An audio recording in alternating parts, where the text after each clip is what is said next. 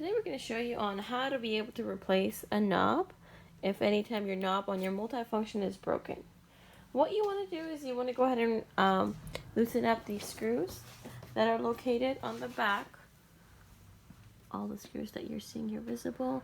And then there's also 3 screws on the back, and then about 3 screws as well in the front.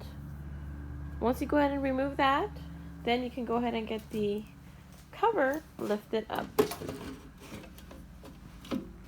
After you go ahead and do that,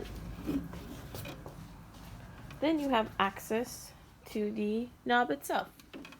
So what you want to do is the knob that is broken, or you want to replace it, you pull it.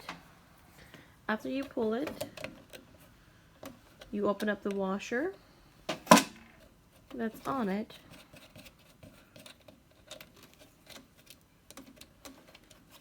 Push it through the hole, hold on to the washer, take it out, trace it down, and then you just pull it. And that's how you'll be able to get it out, and then you replace the new one in, again, the same way that you took it out. And that's how you replace the knob.